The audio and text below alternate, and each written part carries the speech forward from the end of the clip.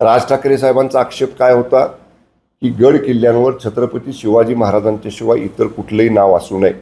आम्ही जरूर त्या सगळ्या मताशी सहमत आहोत, पण राज ठाकरे साहेबांनी जर जी आर पाहिला असता तर ही गड किल्ल्यांच्या पायथ्याशी आपण ही सगळी नमो पर्यटन केंद्र सुरू करतोय।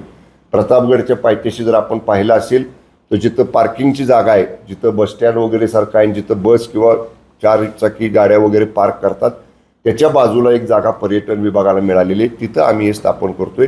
रायगड चढून जाताना पाचाडला आमची पर्यटन विभागाची जागा आहे, त्या पाचाडच्या ठिकाणी आम्ही त्या पर्यटन सुविधा केंद्र सुरू करतोय। त्यामुळे किल्ल्यांवर असं कुठंही आम्ही वेगळं पर्यटन स्थळ किल्ल्यांवर करत नाही, पण किल्ला परिसरात त्यांच्या पायथ्याशी आम्ही हे करतोय।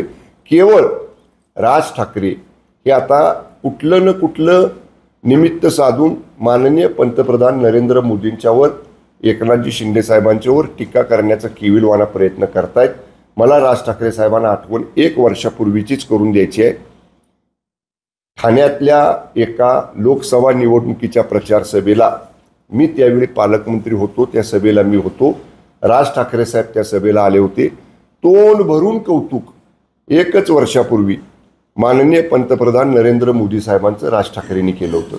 1 वर्षापूर्वी तुम्ही भरभरून कौतुक करता, देशाला मोदी साहेबांची गरज आहे, मोदी साहेबांसारखं नेतृत्व आजपर्यंत मिळालं नाही असं तुम्ही बोलता, आणि मग त्याच माननीय मोदी साहेबांच्या नावानं जर पर्यटन स्थळांच्या गडकिल्ल्यांच्या परिसरामध्ये कुठेही त्या किल्ल्यांच्या पावित्र्याला धोका न पोचता येणाऱ्या पर्यटकांच्या सुविधासाठी जर माननीय पंतप्रधानांच्या नावानं असं सुविधा केंद्र होत असेल तर केवळ राजकीय पोळी भाजण्यासाठी हे अशा पद्धतीची टीका करतायत। मला दुसरा प्रश्न या निमित्तानं राज ठाकरे साहेबांना विचारायचा आहे की ज्या काँग्रेसच्या पंडित जवाहरलाल नेहरूंनी छत्रपती शिवाजी महाराजांचा उल्लेख लुटारू म्हणून केला होता, ज्या राहुल गांधींनी एका जाहीर सभेच्या व्यासपीठावर छत्रपती शिवाजी महाराजांची प्रतिमा स्वीकारायला सुद्धा नकार दिला होता, ज्या काँग्रेसचं सरकार कर्नाटकमध्ये आहे त्या कर्नाटकमधल्या काँग्रेस सरकारनं छत्रपती शिवाजी महाराजांचा पुतळा बुलडोजर लावून हटवण्याचं दुर्दैवी कृत्य केलं होतं। एवढंच नाही तर ज्या काँग्रेसबरोबर आणि ज्या उबाटाबरोबर सध्या गळ्यात गळे राज ठाकरे घालतायत, त्याच उबाटाच्या संजय राऊतांनी सातारच्या गादीचे वारसदार आदरणीय श्रीमंत छत्रपती उदयनराजे भोसले महाराजांना तुम्ही छत्रपतींचे वारसदार आहात ह्याचे पुरावे द्या अशा पद्धतीचं सुद्धा दुर्दैवी वक्तव्य हे संजय राऊतांनी केलं होतं। त्यांच्याच गळ्यात गळे आज राज ठाकरे घालतायत। महाछत्रपती शिवाजी महाराजांचा थेट काँग्रेसनं आणि उबाटानं केलेला अपमान याच्याबद्दल का राज ठाकरे एक शब्द सुद्धा काढत नाहीत, याचं सुद्धा उत्तर हे राज ठाकरेंनी या ठिकाणी दिलं पाहिजे।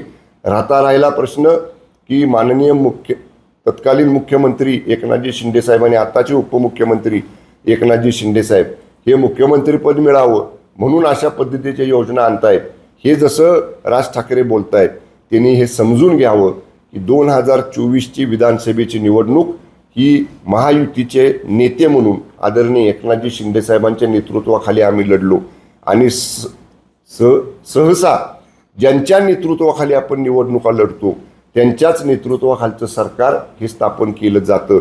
परंतु आत्ताच्या पार्श्वभूमीवर मला आवर्जून सांगायचं, मी त्याचा एक साक्षीदार आहे की जेव्हा हे सगळं 230-240 जागांचं बहुमत आलं आणि सरकार स्थापन करायची 2024च्या विधानसभेनंतर वेळ आली, तेव्हा मनाचा मोठेपणा दाखवून पहिल्यांदा आदरणीय एकनाथजी शिंदे साहेबांनी जाहीर स्टेटमेंट केलं की मुख्यमंत्री पदाबाबतीत आणि सरकार स्थापन करायबाबतीत एनडीएचे प्रमुख नेते आदरणीय नरेंद्रजी मोदी साहेब आणि आदरणीय अमितभाई शहा साहेब हे दोघं जो निर्णय घेतील तो शिवसेनेला मान्य असेल असा मनाचा मोठेपणा दाखवणारा नेता हा एकनाथजी शिंदे साहेब आहेत।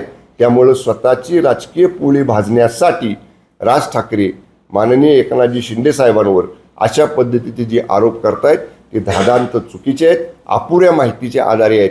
छत्रपती शिवरायांच्याबद्दल, छत्रपती शिवाजी महाराजांच्याबद्दल जेव्हा जेव्हा आदरणीय पंतप्रधान नरेंद्र मोदी साहेब महाराष्ट्रामध्ये येतात किंवा देशात कुठेही असतात तेव्हा छत्रपतींच्याबद्दल ते नेहमीच नतमस्तक त्यांच्या चरणी झालेले आहेत। छत्रपतींचा आदर्श डोळ्यासमोर, छत्रपती शिवाजी महाराजांचा आदर्श डोळ्यासमोर ठेवूनच माननीय पंतप्रधान नरेंद्र मोदी साहेबांनी या ठिकाणी काम केलेलं आहे।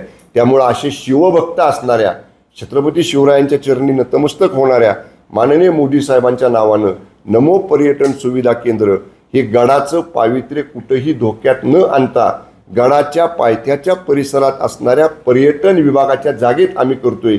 त्यामुळं या चांगल्या कामात विनाकारण खोडा घालण्याचं काम राज ठाकरेंनी करू नये।